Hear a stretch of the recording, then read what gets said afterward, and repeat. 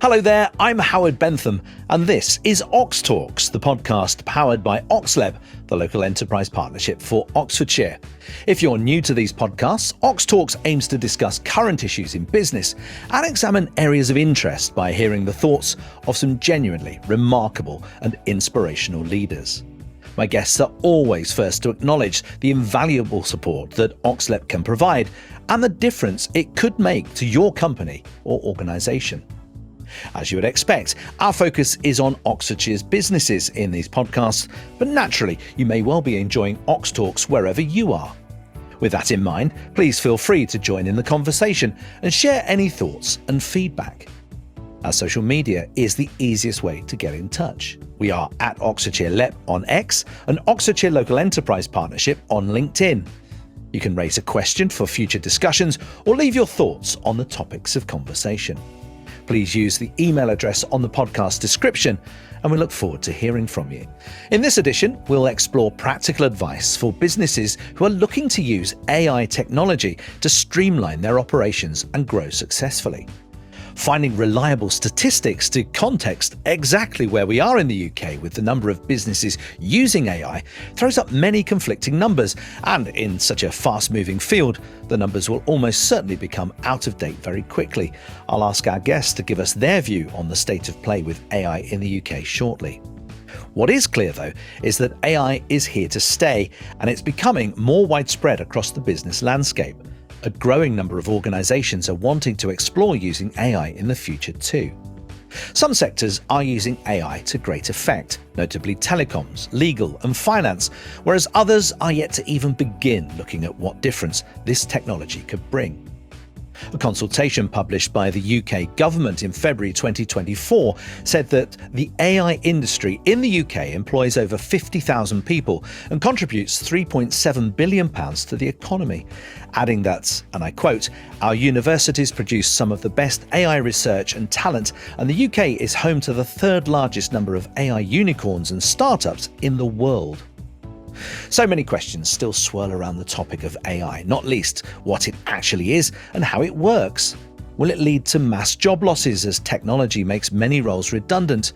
And crucially, is AI safe? With computers now being able to think for themselves and the slew of very negative press on the subject, has Pandora's box finally been opened? As a business leader, how can you use this technology most effectively to streamline or grow my organisation? With so much to explore on the topic, we opted not to speak to ChatGPT to get the answers, but rather to two great leaders in the field of AI in the OxTalks studio. I'm delighted to welcome Grae Laws, Managing Director of Beyond Touch, and Guy Gadney, CEO of Charisma.ai, based in Oxford. Welcome, gents. Great to talk to you both. Can we start with the basics to ensure that everyone listening or watching to this episode is completely across this? In everyday language, if you would, give us your personal definition on what AI actually is, Guy. Well, I think the first thing to say is it's a very broad umbrella. It's sort of a technology. And this is a technology where a machine, so a computer, has learned something in the sense that you've given it a bunch of data, and out of that data, it's created something different, something new. I think that's the simplest way. You put something in and you get something out. Right. Okay. Yeah. Maybe that's overly simple, but I think if you look at it in terms of, I don't know, let's take an example like ChatGPT. Yeah. Actually, in its simplest sense, what you might be putting into that, or, a high school student or something might be putting in, write me an essay on this particular piece. And what's happening there is that ChatGPT is sort of understanding what that question is, which is using a combination of sort of technologies like natural language processing and machine learning. It's understanding what that student has said. And then it is it is sort of thinking about that in the sense of wanting to understand what the student is then saying, and then kicking out the essay that the student wants at the end. And through that, in the middle of that process, is a little bit of magic that sits on the computers. But that is the data that I said that sits behind the whole piece. Yeah, it's that bit of magic, isn't it, Grae? That is the difference between working something out on a calculator or something really basic to where we're getting this, if you like, artificial intelligence. What it is, it's thinking for itself. What's your definition? Yeah, I tend to agree. I think this is computer programs that mimic the way human beings research information, understand it, and process it and reproduce it. If you imagine that language models of this day and age have scraped the entire internet, have taken databases and sources of information that are so vast and have simply compressed all of that down, and using algorithms started to understand and sort, sift it, understand what it means, to use an NLP to actually process that. And it takes a period of time for these language models to actually get to a point where they're ready. This foundation model, whether it's very narrow and it might be specialized in something like biology or science or videography, or it could be very broad and general. But once those models are in place, then we build applications. And those applications draw from those language models. They make inferences and they present something back to you, whether it's a video, a piece of audio, whether it's text, and any one of those things. And, you know, the future generations of artificial intelligence will see lots of language models being used and agents coming and dipping in and saying, I need a little bit of information from that one and more from that one. And it builds up a bigger picture and then presents that back to you in a mode that you've asked for it. Guy, can you expand on that a bit more and how, if you like, a computer learns from its previous experience? Any sort of examples you can bring to the table there? Well, yes. I mean, I think the definition that Grae is really good. I think there are two sides to this coin, really. One is a model, an AI model, and what that is this piece of software. It's a program, and that needs to be trained. And there's one thing that's interesting about this is that the language that we use with AI is very human. You know, we talk about artificial intelligence, we talk about training, we talk about ingesting models. It's very human. But in essence, what's happening is that there is a computer program which is taking a bunch of data in the instance of the things we know about, like ChatGPT or those sorts of things. It is broadly information that is available on the internet and probably other areas as well that we can get into later, and the ethics around that. That is then parsed. In other words, the software sort of is categorizing it, and it's categorizing it by meaning, by sentiment, by topic, and pattern matching that. And one of the key things that AI is very, very good at is this sense of pattern matching, of identifying a pattern of language, a pattern of mathematics, a pattern of sort of anything that we know as information. And in essence, what it then does is it then predicts what's going to happen next when it is prompted by a user. So it sort of predicts the next step of a sentence. It predicts that a verb follows a subject.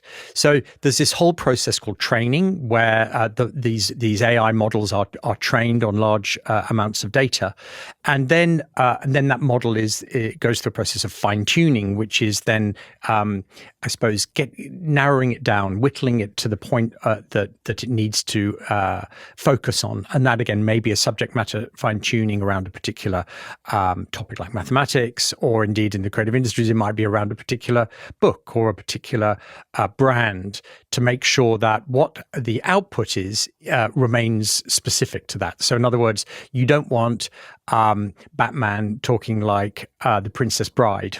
You know, you've got to have Batman talking like Batman and understanding the world of Batman and keeping on topic in that space, because otherwise it breaks the storyline. And that's what the fine-tuning process does.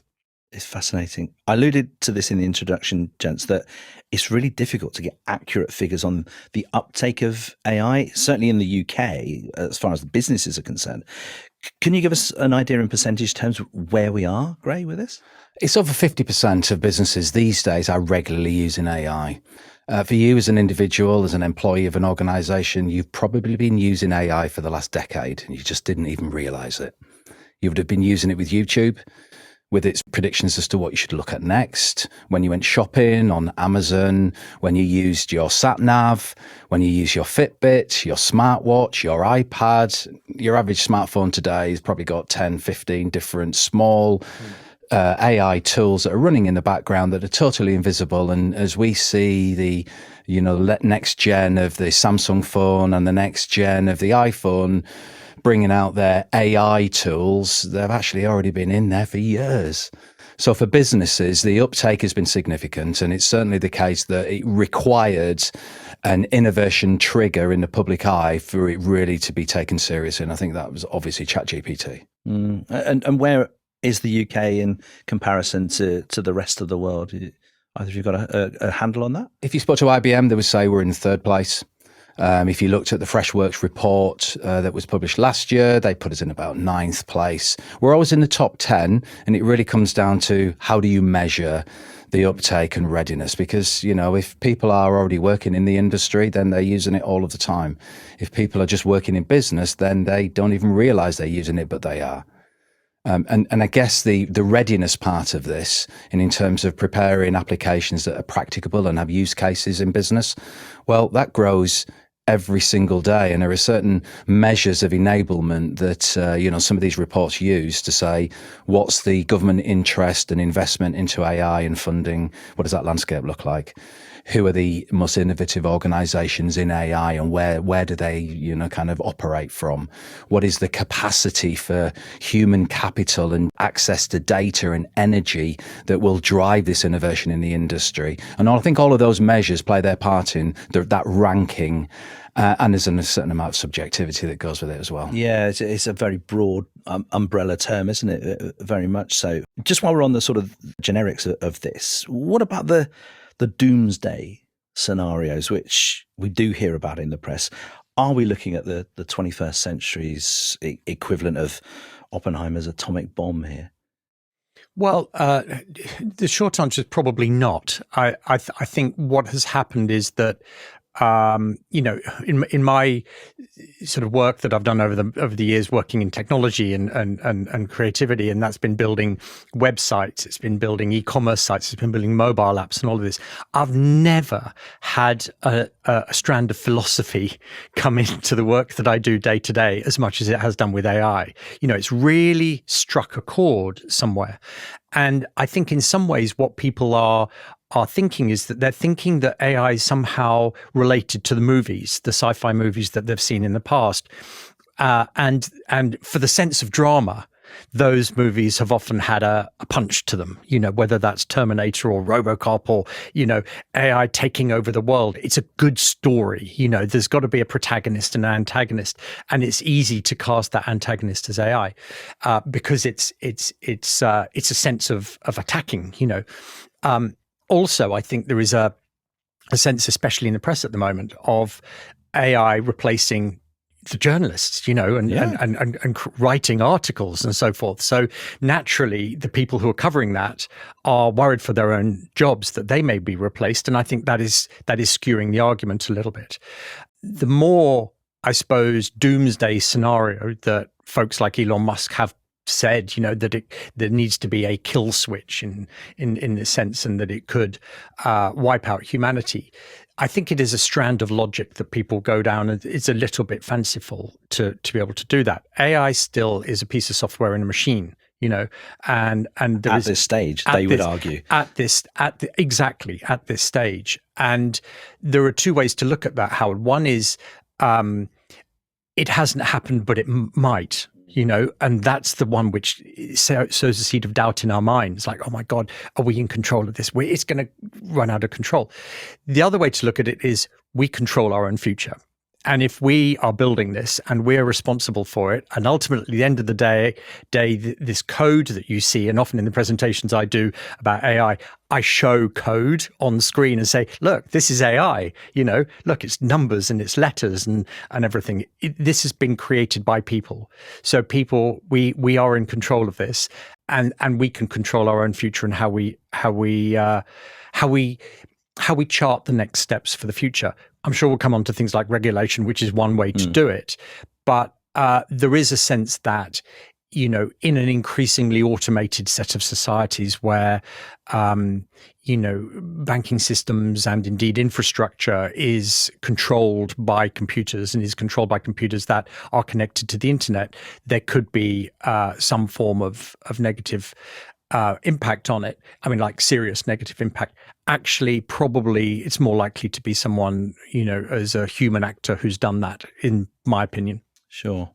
Just before we leave this topic, Grae, your thoughts on the open letter from the Future of Life Institute just over a year ago now, calling for the pause on giant AI experiments. So it was something like 1,000 leading experts in the field that signed that letter. Yeah, it was all the grey and the good.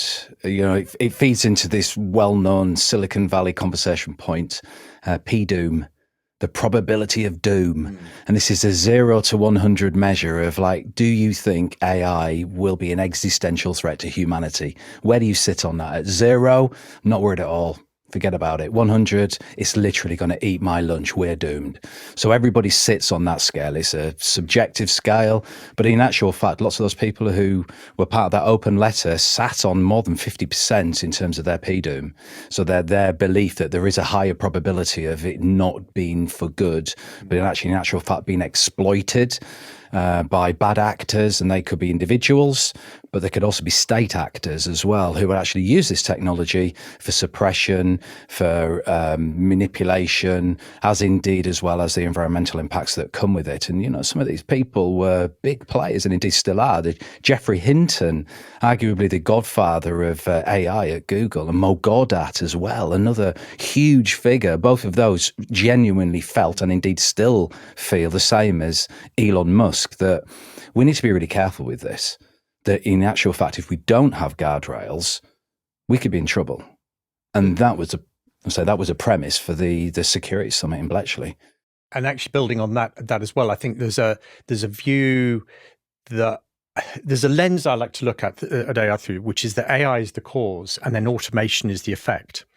So if you're going to look at the impact of what AI could be, look at automation, and then you'll start to see what the impact could be. So, for example, electoral interference with AI, right? That was driven out of social media to begin with people who are writing false posts onto social media.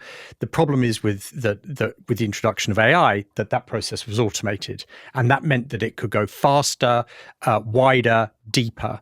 And so as we start to look at that sort of interference and political interference, social interference that we're getting, at least we can then identify where the problem is and start to do something about it.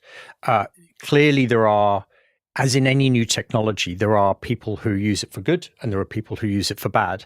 And the counter to all of this, to my mind, is education. And it sounds, again, very simple. But if we understand the landscape that we're stepping into, we've got the map for what it looks like, then we can react to it properly. The danger comes where we've got, no map and we're running sort of Silicon Valley speed, primed by unbelievable amounts of money as fast as we possibly can into a space that we don't understand and we don't know. And I think there are dangers, as there would be in any other fast-moving environment. I was just going to flip the coin, if we could, and tell us how AI could change the world for the benefit of mankind here. We've sat around P-doom for a while. We have. Let's look on the brighter side of life. What are some of the things that this could genuinely change? Well, think about research into clinical trials and the benefits of using it to research medicine for greater good.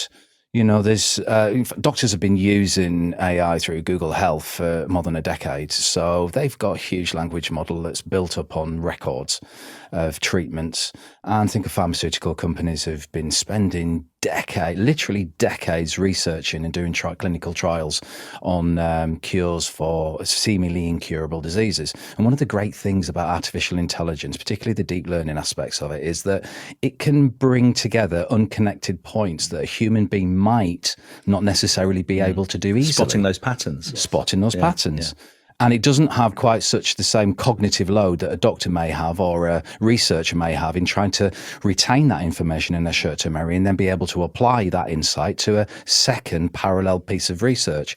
AI can just do that. And not only does it do it well, but because it's part of a larger language model, it can be happening simultaneously in lots of different research centres. And all of that is informing that initial foundation model, and therefore they all learn from that. So there's exponential opportunities for healthcare, longevity of life, reducing infant mortality, and that's just healthcare. That's before we go into everything else, manufacturing, industry, leisure, education. Well, it's not often in the introduction to an OxTalks we've ended the world and then saved it.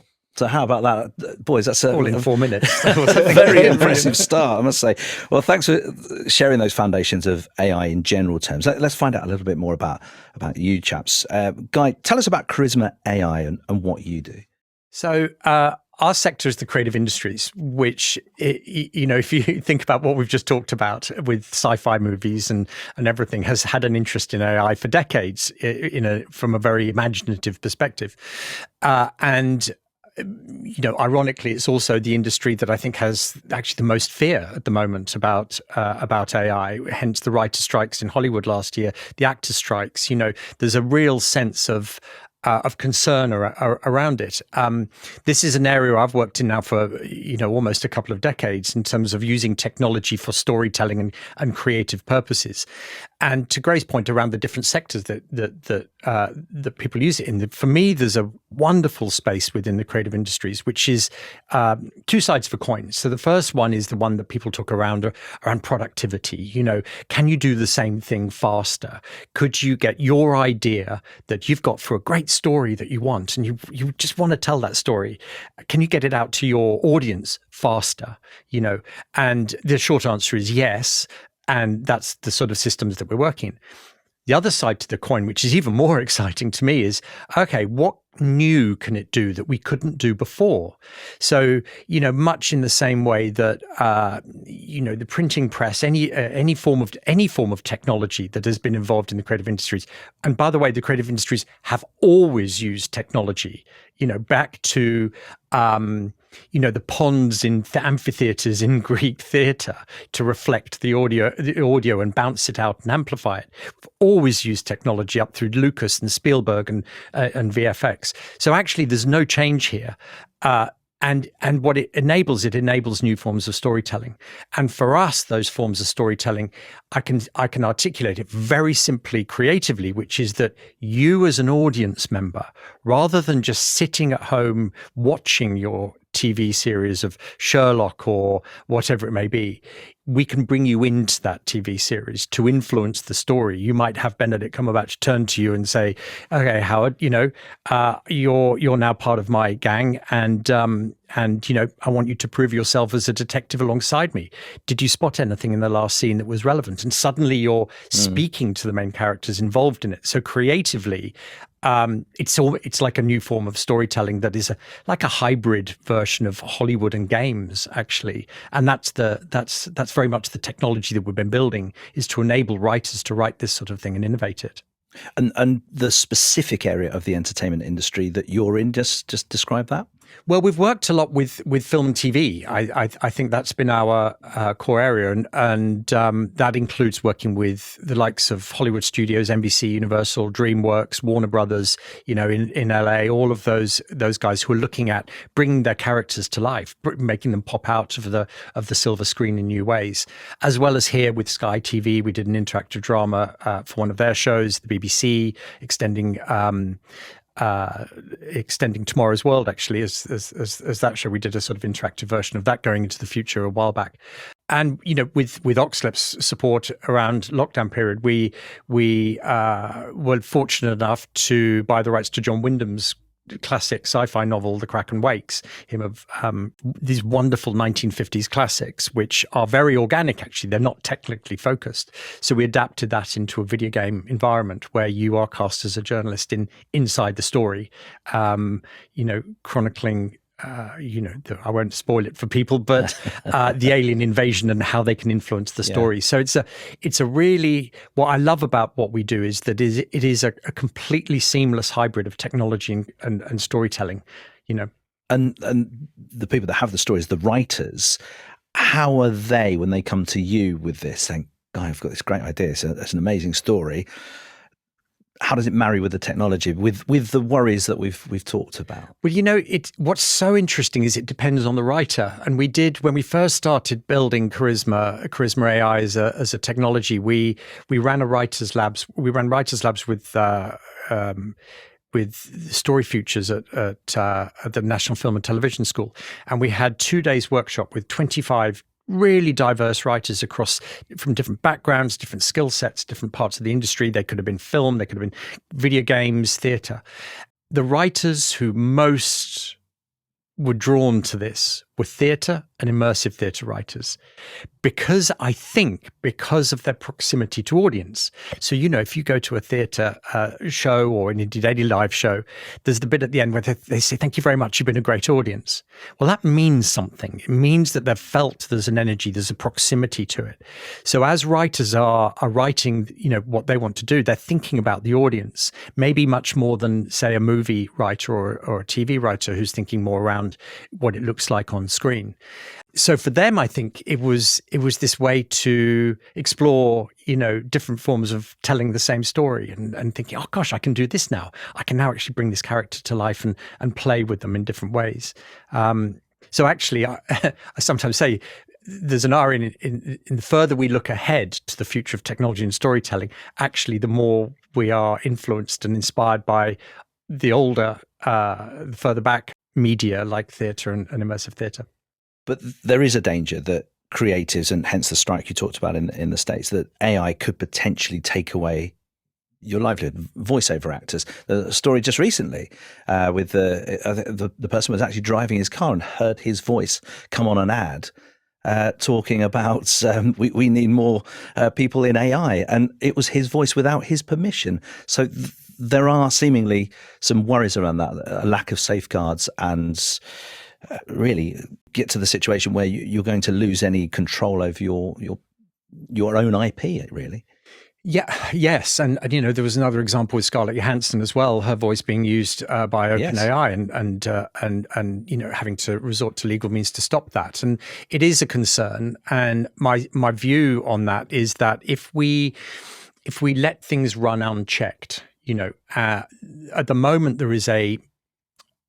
I think there is a mismatch of values between the technology industries and the creative industries, where one is looking at the other, they're looking at each other with a lack of understanding. And it's the first time I think that there's been this sort of break between the two industries. And the technology companies are sort of running ahead without that understanding of the values of the creative industries. They're also not understanding the value of the work that is being produced and the people who produce it. So there is work that we need to do there. Our view is that we are, really strongly trying to bridge these two industries. We're trying to create the bridge. And funnily enough, I sit on an advisory group run by Innovate UK called Bridge AI, representing the creative industries so that our voice is heard, so that people do not rip off copyright or real people's work, and that the influence of the creative industries as humans, as practitioners and creatives, is heard and is felt as we move forward.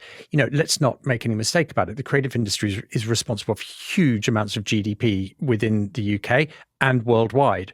Without it, ChatGPT simply would not exist. A lot of the AI that we see has been trained on creative work. So there needs to be that value, I think, that value equation that is more balanced than it is now. And my sense is that, we've seen the writer strikes, we've seen the passion coming out of it. And now there needs to be, as Grae was talking about guardrails, there needs to be a set of rules, but also the creative industries needs to engage. And I don't think that the answer is to block AI and try to block things. That generally over the last few decades has not worked in technology advancements. It's very difficult and is not a strategy. But to engage in the creation of these new technologies from the creative industries is the way that we see the world, and we hope that message is going to expand over the coming years. Grae, you started your own business Beyond Touch in 2013. You're helping business owners transform their organization by, and I quote here, thinking lean, staying energized and adapting to change, to quote a mantra of yours. Tell us a bit more about what you do. So I do business mentoring and group training. In essence, we're trying to help people unpack their ideas and realize the true value of what they're trying to do, whether it's, I've got an initial idea and I want to start a business, or I'm already in business, but I've identified a barrier, or I've got an issue that exists within my organization and I just need to work out how to overcome that challenge. So we work with OxLEP, other growth hub organizations, universities, government agencies, to help people with their business challenges. We do that through sessions that involve artificial intelligence, as well as project management and operations process management, and really getting into the detail of it. So when we do mentoring and when we sit down with individuals, it's an unpacking exercise. We're a trusted friend. We're probing into the real challenge that sits behind it. We're asking why, and get into the root cause of it. And then we're helping them to build action plans for change. So it's all very action oriented. And so for some business owners, one of the biggest challenges can be, I don't have anybody that I can talk to.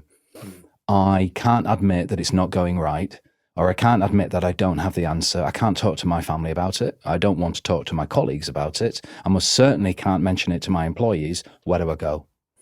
That's the value of a good business mentor. And through organizations like OxLEP, who provide those access to those mentors, it can provide a sense of relief to those business owners, and more importantly, an opportunity to refocus them, energize them, and send them off in the right direction for them to achieve their goals. And focusing specifically on AI here, we said with those stats, 50% uptake, broadly speaking, are still 50% that are not taking it up.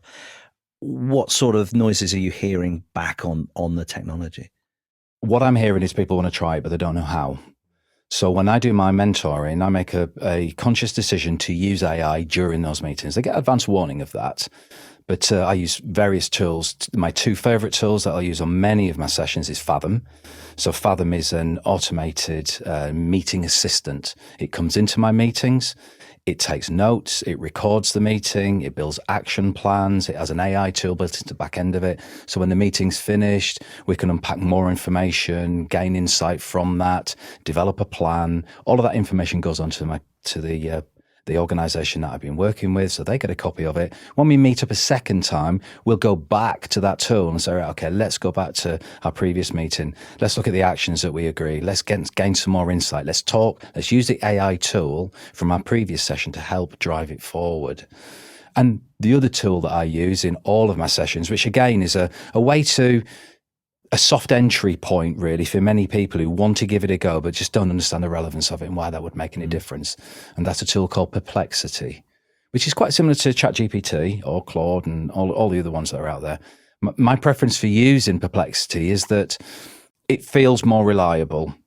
It's more fact-based. It has less hallucinations, which is a tendency of some AI models to come up with an answer if it can't actually retrieve something that statistically is accurate. It will just make something up. So Perplexity tends not to do that. It always provides you with reliable links. The thought of a computer having a hallucination is quite worrying. Well, it's part of the P-Doom measurement. Exactly. It really is. And that's one of the big concerns. I mean, all of the AI companies now are working on that. You think about the new artificial intelligence model that's been developed, Apple Intelligence, that's gone on to the next generation of iPhones.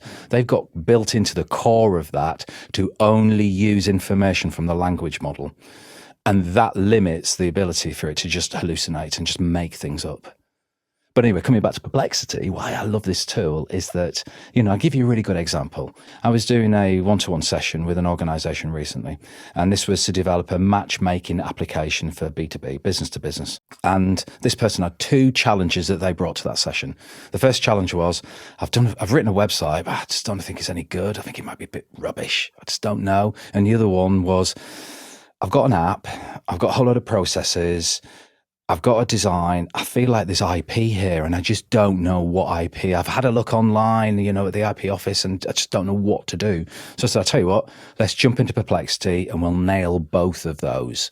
So we did. We jumped into Perplexity. We did the IP one. In actual fact, because Perplexity has its own language model, but most importantly, it seeks to find live examples, real world sources of information, reliable sources of information.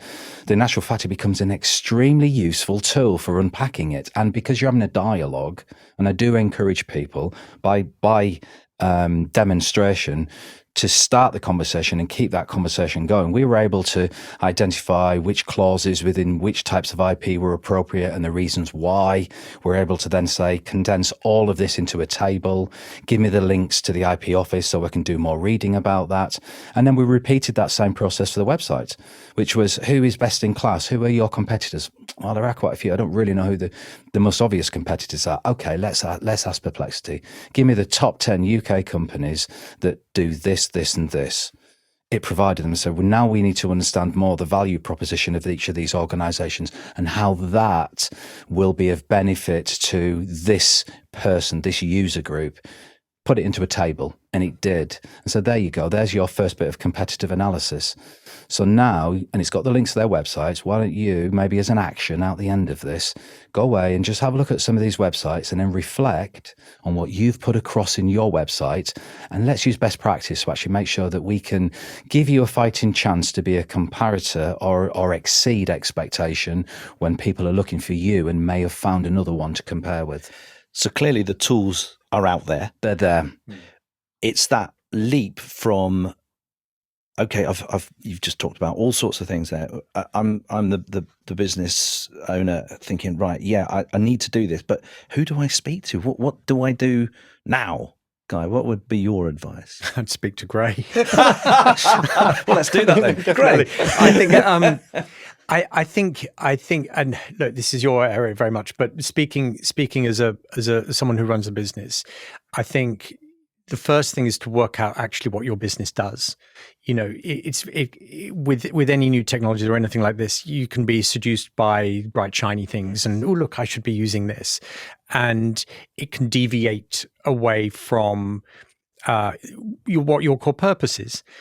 Now, the flip side to that coin is maybe you do need to change your core business if it's not working, and AI can give you that pattern matching tools. I mean, Grae's example was brilliant, which is that, the big power struggle at the moment is around search engines. So Google, has its own AI, and then ChatGPT has Search GPT. Now, the reason for doing that is that if you think about how you search or have done to date, you get a list of responses on that first page. What AI is going to do exactly as Grae said, which is synthesize all of that, work out what actually the key insights you want out of that, and then write it up for you. So suddenly you're saving shed loads of time of moving between different pages 1, 2, 3, and all of that, and you're getting that information in a heartbeat. It's doing the heavy lifting, isn't it, really? Absolutely, and providing you that little bit extra as well. I think it's providing you something that you may not have thought about, an angle on your business which you may not have seen.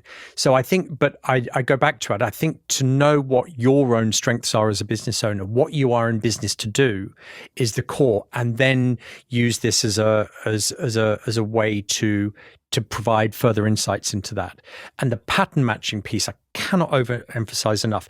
This is the core of AI, the ability to spot patterns.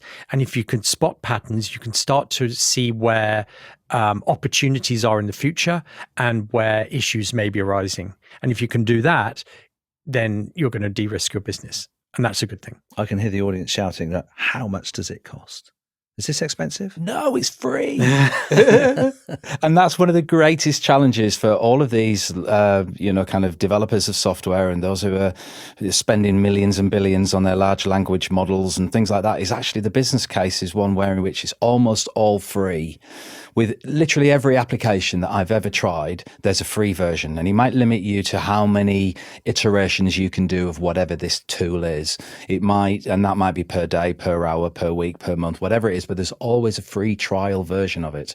And there's usually a light version of it. So the classic ones of Claude and Gemini and OpenAI's ChatGPT and Perplexity, all of those have a free version, a light version, but you can pay. And I wouldn't want to go on camera because my business partner's listening, I'm sure, and they would say, "Are you spending that much on your AI tools? Are you great?" Okay, but I do subscribe and have paid for accounts because I see the value in them. I really do.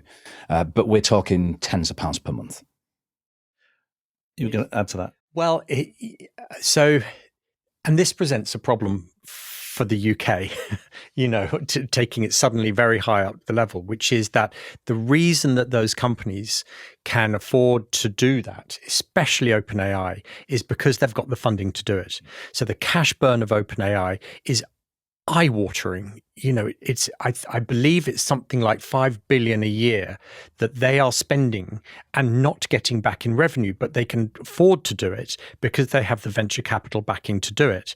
And in fact, recently Apple came in alongside Microsoft to help out with that cash burn because it was looking wobbly for a moment, which is interesting given how much we're starting to rely on these tools. And for the UK, because we don't have that level of financial support, we don't have that gearing in our venture capital, it means we struggle as a nation to create our own OpenAI or our own Perplexity or our own Anthropic or whatever it may be.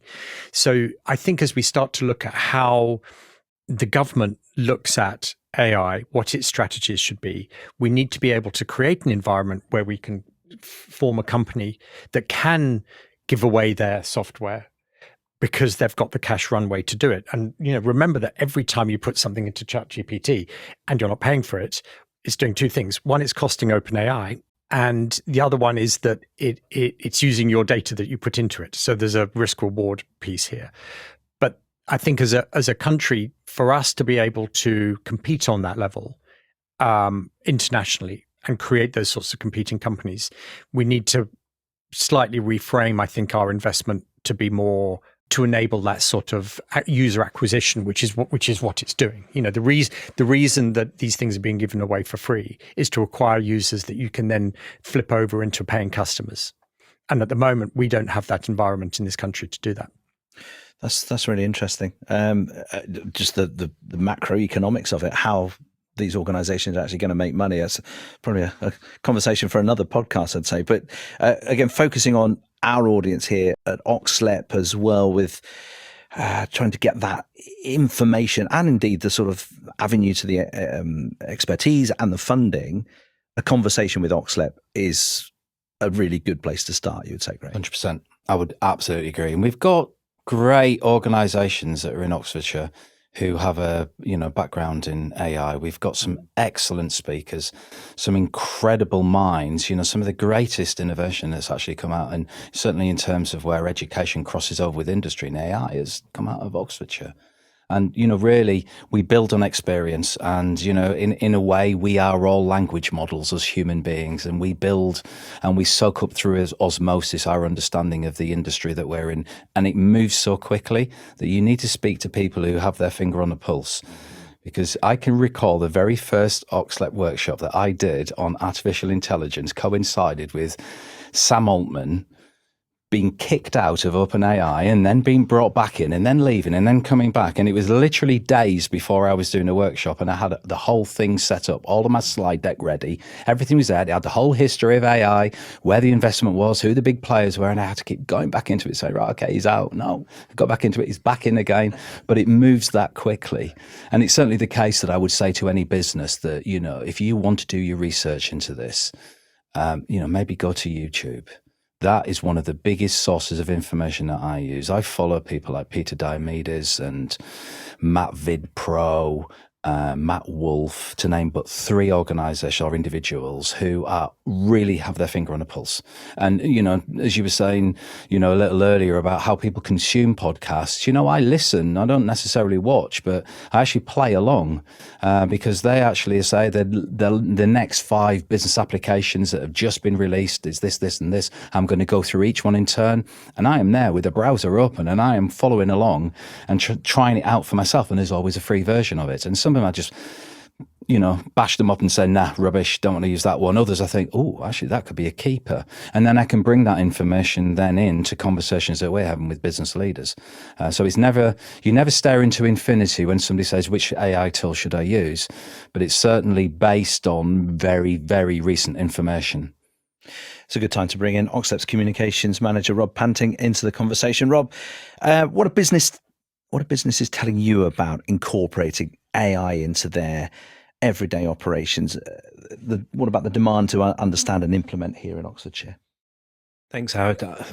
Fascinating discussion already. I mean, it personally picked up a great deal of knowledge and understanding as to what AI can offer businesses and can offer individuals this morning. I think from a small business perspective, which obviously generally is the audience that OxTalks works with, I go back to the business support tool, our online triage tool that we oversee, which gives us the understanding and the finger on the pulse in terms of what businesses are asking. In terms of AI as an individual topic, we don't tend to have a great deal of people coming forward saying, we wish to understand AI more efficiently per se.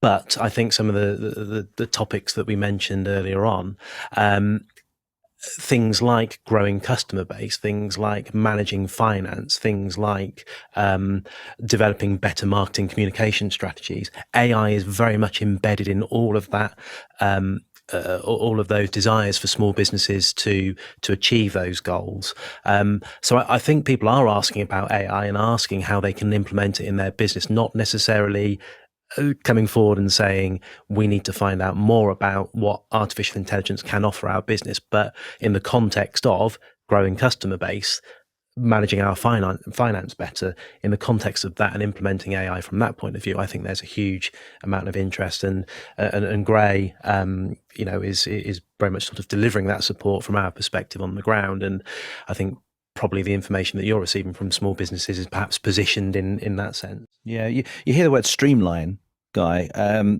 How can AI help streamline business processes? The streamlining question is often attracts words like productivity and efficiency and those sorts of things. I think that as long as there are barriers to your business, whatever barriers you identify, there is probably a way that AI can knock down those barriers.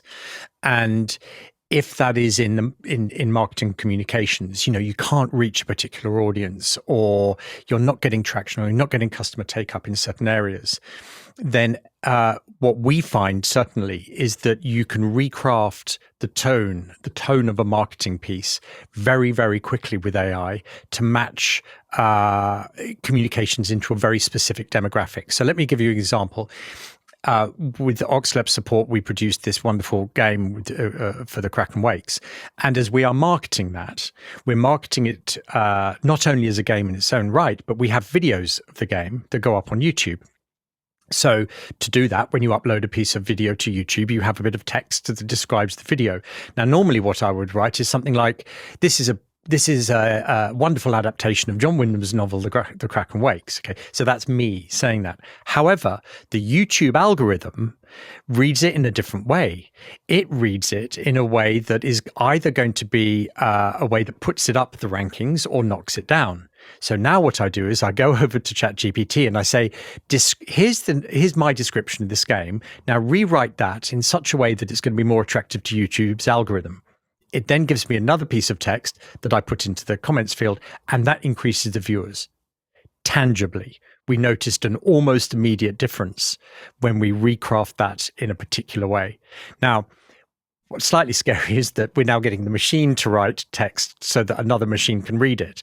But acknowledging as in any good piece of marketing, who our audience is, and that our audience actually is the YouTube algorithm to increase the visibility of that was a key part of that campaign. So that to me is streamlining. It's the ability to reduce the barriers to reach certain markets, be more flexible, more agile, and that an individual marketeer within our team can now do a lot more and reach a broader audience. You know, as a specific example, I think there are many ways that processes can be, you know, made easier in this, but we're at the beginning. You know, we're at the beginning of a long journey with AI, and I think part of the things that we're hearing today, and part of the problem actually, and to viewers and listeners of this podcast is, you know, the question I was getting is, yeah, but what is it? And the problem is that it's like a tsunami. It's really broad and really deep. There's not one nice little wave that you can go, oh, look, there it is. It's not like a metaverse or text messaging or websites. This is really broad. So trying to say, how does it actually fit for my business? It's a challenging question to answer. And I go back to it, and I think Grae was saying similar, which is first understand your business and where your barriers are to that business, and then look at what the solution may be. Chances are there's an AI for that, but that's probably the first step. Grae, let me put my P-Doom stroke cynic hat back on. Is streamline another word for redundancy in this context? I mean, there is a genuine fear amongst unions and workers that AI is going to make thousands of people redundant. I think that's inevitable. I think the way that most modern thinkers look at the change in employment as a direct consequence of AI is basically it's 3-to-1. 3 jobs go, 1 job comes. But that's over a long period of time. And don't forget, we have the whole, you know, kind of global population is actually now in decline. You know, we have birth gaps in almost every nation. So in actual fact, in the future, there will be less people. And in actual fact, you'll still have the same infrastructure that needs to be supported. So how do you keep the systems running? How do you do all those mundane tasks that nobody wants to do because there aren't enough people to actually take those roles? Now, because this is something that plays out over decades, it was hoped by some of the great leaders who were driving forward with artificial intelligence, machine learning, and also embodied artificial intelligence, I putting it into robotics, was that it will be a gradual transfer, whereas there were less people to do the jobs. Suddenly our robots who were, you know, had their artificial intelligence built in would replace them, and it would be a nice smooth transition. Actually, that's not what's happening. Actually, it's an exponential curve in terms of the growth of AI and also the implementation of AI within robotics. So it is a threat. P-Doom, yes, I get that. But, you know, I always encourage people to embrace things, and I have a lived experience of it. You know, when I was back in the 1990s, I was a printer running printing presses. And I remember a Mac operator coming through to me, say, Grae, when you finish that print run, come through and I'm going to show you something. I stopped the press, went through, he pointed at his screen, he said, what's that? And I said, it looks like a bit of artwork. And he goes, it's not. It's called a PDF. And it's been sent to me down a telephone line on something called email. And I looked at him like he just used words I'd never, ever heard of. But when he actually explained the significance of that and how it would change the way I did my job, it gave me food for thought. And I thought, actually, if you were to suspend disbelief that this PDF technology that means I don't need to print things anymore will happen, and that everybody will have emails and can send them things between them, then, hey, I might be out of a job. So when I went home to my wife, first thing I said was, I think I need to buy a computer. I think I need to understand what this is all about. And I would say, you know, that as just an example, I would encourage everybody today to be thinking about, how could I learn something about AI? How can I use some of those simple tools to augment what I do? How can I demonstrate through the application of artificial intelligence in my day-to-day that I can create additional value for the organization that I work for? And embrace some of those things that will remove those boring, repetitive tasks that you don't like doing, I don't like doing, but AI loves. And in doing so, allow you to maybe get a better sense of self-worth, improve the value that you create for the organization, and give you that longevity in your career that you deserve. Rob, is there a risk that as AI becomes more prevalent, current working practices will change, or as we're discussing, disappear? I guess I can come at it from my own personal perspective. So from a communications and marketing point of view, like Grae has just, I think, reiterated, I've had to embrace AI within my job.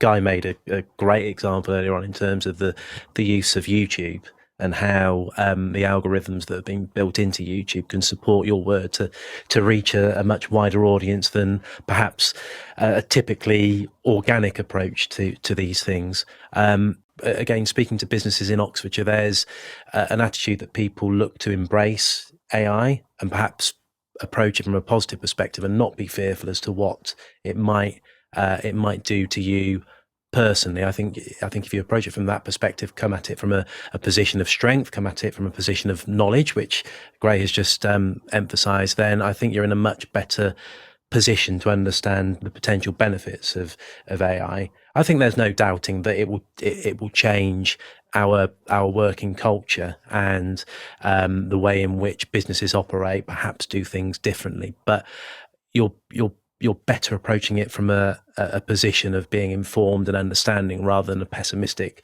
position where actually if you bring that negative approach to it, you're probably not going to see the best of AI. And certainly from the cohort of businesses that we speak to on a day-to-day basis, I think the majority of them are approaching it from that position. I think the danger with small businesses in particular, so those with staff numbers sort of 10 and below, it's having the thinking space. Grae reiterated that right at the start, in terms of how perhaps small business owners find the headspace to think about AI and understand it. So I think coming at it from a position of positivity is always a good thing. Guy, Grae and Rob, thank you for the moment. Fascinating stuff. We'll chat again shortly. You're listening to OxTalks, the podcast powered by the Oxfordshire Local Enterprise Partnership. Please get in touch with the team at OxLEP to comment on what you've been hearing. Find us on social media. We're on X at Oxfordshire LEP or via LinkedIn. Search for Oxfordshire Local Enterprise Partnership. Perhaps you run a company or organisation that's looking for some specific help or simply need a steer to the most appropriate business advice available. Why not try the OxLEP Business Support Tool? OxLEP's Business Support Tool is here to help your company. Whether you're just starting out, growing, or ready to take on a new business challenge.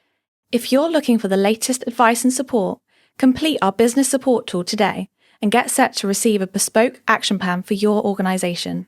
Head to oxlepbusiness.co.uk to find out more. Let's speak more with Grae Laws, Managing Director of Beyond Touch, and Guy Gadney from Charisma.ai based in Oxford. Guy, I want to delve into the ethics of AI and the safeguards that exist or perhaps should exist. Are there ethical issues around AI in your thoughts? Yes, I think there are ethical issues. And I think if you remember that scene in Jurassic Park in the first one where they're all sitting around having dinner and Jeff Goldblum, I think it is, who's playing the actor, says, you scientist, just because you could didn't mean that you should. And I think there's a real parallel, and I sort of hold that line in my head a lot. There is so much that can be done with AI, and we do need to have a little bit of restraint to say, should we do this? Now, that's all nice and easy to say, but then from a practical perspective, what does that mean? Well, I think there are two examples from my side. One is when we started building Charisma.ai back in 2016, 2017. Actually, one of the first things we did was we wrote a white paper about bias in AI data sets. Now, at that point, everyone's like, why are you thinking about that? But we were thinking about it because we knew that as we were bringing these virtual characters to life that you were going to talk to, they may have biases, and we wanted to know what those biases were. So we wrote the white paper for that. And that, I think, was the start of a bit of a journey around ethics, around where you source your data from. Is it someone's copyright? Is it angry data, like on social media, on some social media platforms? Is it academic data, whatever? So I think we've always kept that. And then, in fact, we're working on a big Innovate UK funded project at the moment, which we're halfway through. And in the original bid application, we costed in a full-time digital ethicist. And what I love about what she's doing, she calls it consequence scanning, which is that she's involved in all of our meetings, exec meetings, production meetings, she's got full access to everything we do. And she just scans for intended and unintended consequences of what we're doing. She's always said, that doesn't mean that I'm going to block you, but it means I'm going to raise it. And then you can then do the risk analysis to think about whether or not you're doing something which is going to impact someone's job or whatever it may be. So the ethics are something that people should think about, and it doesn't mean you have to move away from your strategy. It just means you need to think about it. And our view is that if you're thinking about it and you've got that, should we question running through your mind, you're probably about 60% of the way to doing good. Because it feels, from what we see in the media, that society is, should we say, a growing number of steps behind the technology as the technology advances.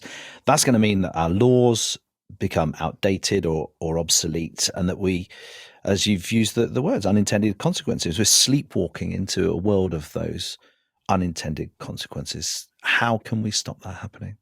Well, I think regulation-wise, we're going faster than than a lot of governments have ever gone before. The AI acts that first came out of the EU. There's a draft in the House of Lords, and they're coming out. That's going out into the US as well. Are faster than how Europe and the rest of the world responded to the internet. And the GDPR legislation around personal information has had a massive and I think very positive impact on society as people have started to realize the value of their own information. So I think that they have started to realize that this needs significant regulation around it, not least because of society and indeed, military as a defense mechanism and attack mechanism as well. So I think they're going faster than they have done. Still, it's slower than the technology industries. Exactly. And there is a tension between innovation and regulation that I hear the whole time. And the innovators don't want to be slowed down because they feel that they're going to lose a competitive commercial advantage because of regulation. At the same time, we've also seen some pretty tragic examples where innovation has been, the number one thing that people have gone down. That's the pathway, and conforming to regulation has not happened. That tragic case of the submarine going down to the Titanic. Well, that was a conflict between innovation and safety and regulation. So there is an absolute, very clear reason why these things need to be in balance. And my sense is that people are very focused on this. The first all-party parliamentary group in the UK on AI, I think, started in 2016, 2017. I was a part of it. And it was sidelined by Brexit because the parliamentarians were focusing on having to deal with that. There was a lot of work they needed to do, and they acknowledged that was going to set us back on AI. But it's coming back into play again. So I think it's naturally slower because the regulators aren't sci-fi writers. They don't look too much into the future. They look into what's happening right now. But my sense is that it's being given responsibility and an airtime that it needs. Great. Guy raised a really interesting point there about bias. AI will have been input and trained, because we've talked about the training of it, by someone. Does it leave an inherent bias in the system somewhere? How do you eliminate it? With great difficulty, I would say. It's almost impossible to remove it once it's in there. You ask Sam Altman or any of the leaders of those organisations who are developing large language models, exactly how does it do the sorting and processing and get to a point where that foundation model can be used? They can't really answer it, and they can't easily go in and reverse engineer it. Now, what they are trying to do is do synthetic data, which actually has already been pre-sanitized to remove bias. And think of it that it's one large language model using algorithms to train another large language model, and in doing so, iron out some of those creases. And you've got like 3 different classes in a way. You have the closed language models that the likes of OpenAI have and Grok, Elon Musk's X model. Then you have the open models, such as Meta's Llama 3, which is available for anybody to use as a language model. But of course, nobody really knows what's inside those. They won't admit to what's in there, other than just to have to accept that, yes, we scrape the internet. Yes, there is copyright issues probably in there. Yeah, we have to accept that. But actually, that fine tuning is actually quite often done by humans who have their own innate biases, which creates this third requirement in a way, which is, and this is at a national infrastructure level, and that is for governments to own their own language models. And that's where we're going to, is actually safe, reliable, sanitized language models that can be used freely or at minimal cost by businesses to build applications that will be used in the real world by individuals, by businesses, and most importantly, by people who work in government themselves. There's the morality side of this, cheating in exams, passing off AI-generated work as your own, stealing IP. No one voted for AI. It's just imposed on us. Is there a real ethical issue around that? Impose, interesting word. I guess it's like gas. It's all around us and you can't move it out of the way, really. It's been here more than a decade. And the more we use it, it's positive affirmation for any developer to carry on doing much of the same. So we ourselves are feeding the machine that creates the thing that some of us or some people may not want. From an ethics point of view, I mean, just maybe you could scale it out in a slightly different way and ask people who have environmental concerns about industrialization and say, so what do you think about the energy use of large language models? You know, does it bother you that every single day ChatGPT alone requires 17,000 homes worth of energy just to keep it ticking over? Every time you put a prompt into ChatGPT or Perplexity, it's using one whole bottle of drinkable water per prompt. Just think about that. Think about the sheer scale of the technology, the compute that's required, all of those processors, all of the electronic waste, all of the thermal pollution that's being created. All of these things are byproducts, and they're still ethical concerns. Now, are you willing to put them all to one side because you believe that overall the net benefit to humanity through developing even greater language models than ones we already have can put us at ease in thinking, actually, you know, we are using a whole lot of energy. You know, the US estimate that next year 6% of their total energy will be used by artificial intelligence, and it will keep growing. Just this morning, it was announced by OpenAI that ChatGPT 5 is coming out. Okay, so this has 100x the compute of the current live ChatGPT, 100 times the processing power. Now, in terms of an order of magnitude, our experience means it will feel like it's twice as good because it's not a direct correlation between compute and the order of magnitude what we experience. But this isn't slowing down. None of this is. We'll keep consuming energy. We'll keep consuming water. There will be a greater demand on us to be able to do it. And actually, is that what you want? Because that's what's going to happen. Yeah, your idea of a tsunami sounds absolutely right. Guy, just bringing it back to our audience here, and how can business leaders support their employees to learn about AI and try and get behind this, encourage them to use it to support their work? Yeah, look, and I think there's a connection here with your last question about no one voted for this. And the reason no one voted for it is because it's not a government-initiated technology. It was initiated by market forces. You know, it was initiated by industry, and it's had a huge amount of take up by people. So in the sense of how someone might vote for whether they want something or not, buying it is the market's way of doing that. So I think if you're looking at a business and you're looking at your own staff, the first question is to ask them. Are they already using it? Are they using it at home? Are they using it in their day-to-day? Have it in a safe space question. So if if it's a hypothetical communications manager called Rob, who happens to be working for an enterprise partnership, and his boss says, Rob, are you using ChatGPT to write press releases? It's okay for Rob to say yes, because sort of everyone else is doing it. The education was fascinating. So from the work we've been doing with Oxford University and various schools, we know that within about 2 weeks of ChatGPT launching, pretty much every teacher and every student in the UK was using it, but no one would say it. Now it's starting to evolve into curriculum in really lovely ways, which is, here is a piece of prose text that was published. Here is here's another one which was written by ChatGPT. Compare and contrast why these two pieces of text are different. And so that's getting the student to think about it, acknowledging the existence of it. So I think first step is acknowledge that a lot of people are using AI, ask your staff, think about your own strategy with OxLEP's support in that space, of course, and do a quick audit.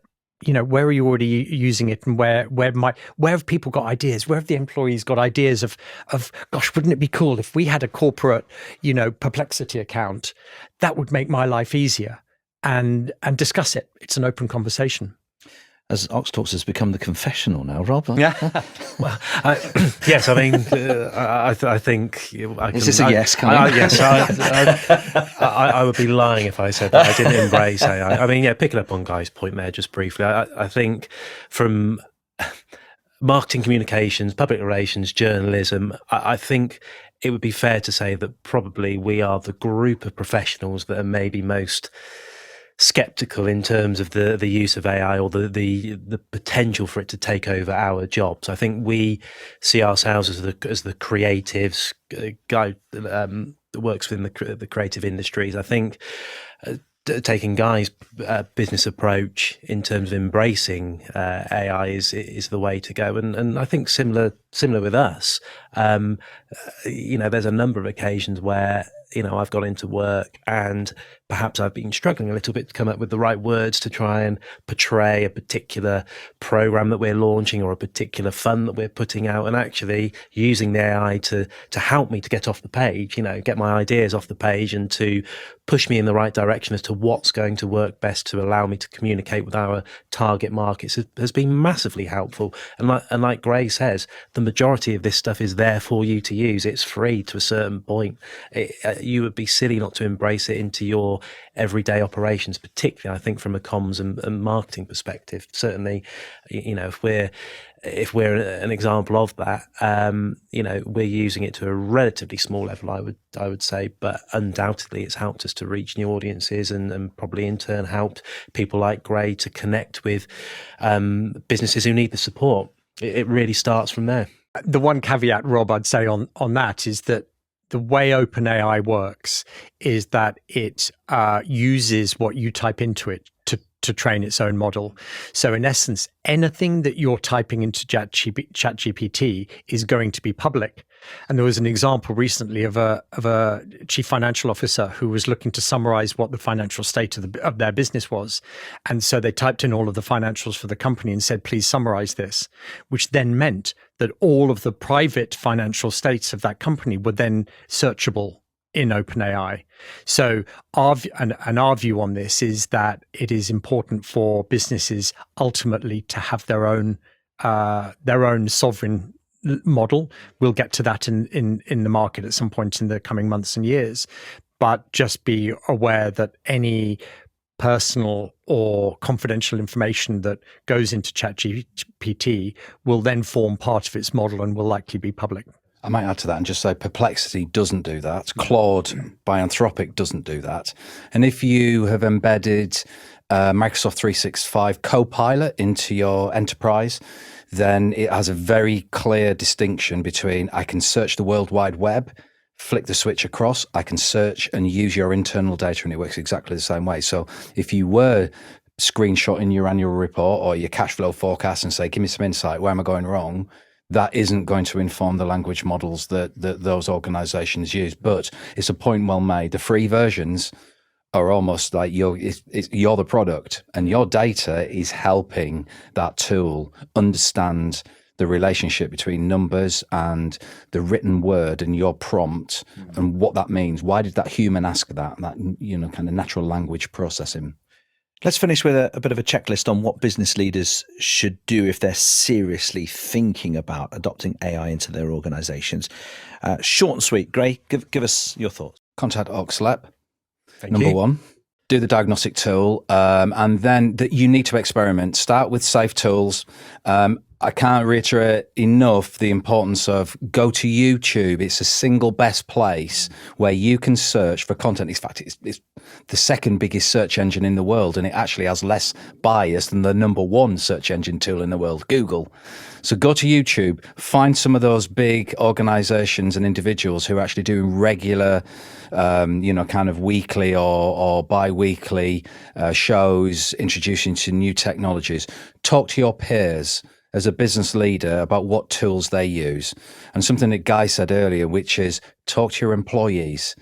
Find out what they're using. It's that person who is sitting in the cafeteria on their mobile phone is using the app that your head of operations should be doing.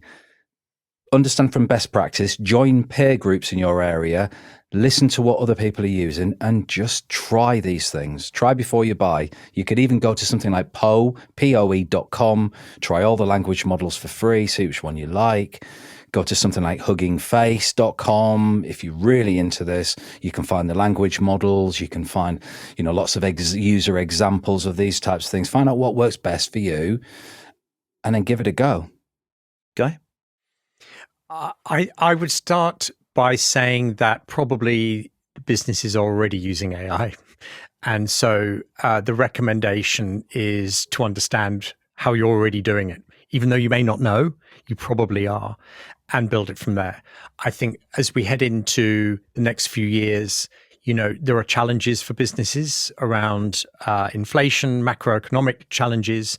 So there are going to be ways in which businesses need to respond. And AI can be a tool to help you respond to those situations. So you're already doing it. Do a quick audit, as we say. Talk to OxTalks, talk to employees. That person who's in the cafe on the app could actually be using the app that could save your business. Yeah, 100%. So find out what it is. Not that your business may be in problem, but it could be the one that elevates it suddenly as well. So I think the people know more about AI than they think they do already, actually. And I'd say a quick audit, work out where you want to go, and then, as we're saying, the barrier to entry is low. So give it a go. Both of you, again, briefly, if you would gaze into the AI crystal ball, what's this space going to look like in 5 years, 10 years' time, Guy? Gosh, when you said 5 years and then went 10 years, I thought you were going to bring it down. Let's go 5 years, 2 years. Look, there are a couple of macro trends that I see, and I see these coming. The first one is that in any new technology advance, it goes low bandwidth to high bandwidth. So text, static image, audio, video. And I think we're seeing the same thing play out now with AI. We saw ChatGPT creating text, and then it was audio, and then we will move into everyone having access to text to video, very soon. And I think that is then a qualitative standpoint. So we see the innovation and then the quality increase. That is going to change an enormous amount of people's work, people's lives. There will be issues around deepfakes that we already know that we'll have to solve along the way. So I think to my mind, the one I'm watching right now is generative AI video. And then and I think that's going to be critical. I think the other thing that we'll see is going to be the fragmentation of language models. So we've got the ones that we mentioned around OpenAI, the big 2 or 3 around the world. And these will then fragment into each business has its own, each country has its own sovereign LLM, then each business has its own LLM, and then all of us as individuals will have our own ones that are the AI version of your answering machine message, that responds on an individual basis. And I think we will see that in the next little bit. So I think those are the dead certs. The other ones are the new sort of advancements and innovations that we'll see. What about you, Grae? What Guy said. I think it's going to be exciting times. There's lots more investment needed. Guardrails have got to be put in place. We've got to embrace this. Every single living human being that would wish to do so ought to embrace the technology if they can, even in a light touch sense. Because if they don't embrace it, it will embrace them, and then maybe they're not in control. And I think that what we'll see within 10 years is, artificial general intelligence, where we suddenly realize that there are technologies out there that must definitely exceed our capability at every level, in every discipline. That's a given. And I just hope that we don't move beyond that to anything else. I'm sure we won't. And the one thing you want to see AI change, that it's beyond its capability at the moment, the one sort of magic bullet or one thing that it solves globally or just for humanity, what would you say? Poverty. Complete that one, mate. That's what I'd ask ChatGPT. Yeah, and I'd go climate change.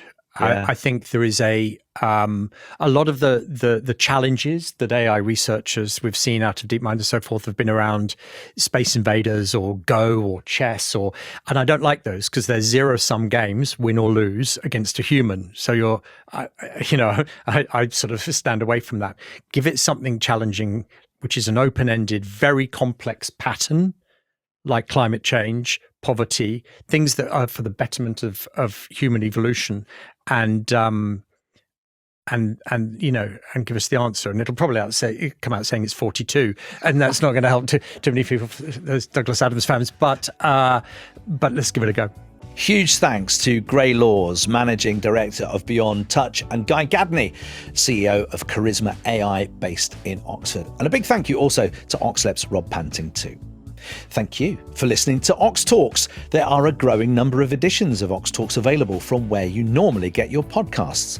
Check out some of the previous editions featuring Andy Edwards from Makespace Oxford on creating opportunities for all communities, Chaz Bountra, the Pro Vice-Chancellor for Innovation at the University of Oxford, on how we can retain the best talent in Oxfordshire. An apposite to our discussion today, the changing face of the workplace with the MD of Legacy, an award-winning sustainable events agency, Abner Fairweather. Every episode is well worth a listen. Please spread the word, tell your friends or colleagues about us, and if you feel so inclined, leave us a review. You can share your thoughts and suggestions on our social channels, and you can email your questions for inclusion in future editions too. The address is on the podcast description. Business support in Oxfordshire is just an email or a phone call away. OxLab is at your service. The OxLab Business Support Tool can signpost you to expert help in a matter of minutes. Why not take a look? Find it on our website, oxfordshirelep.com. But for now, from the whole OxLab team and from me, Howard Bentham, it's goodbye.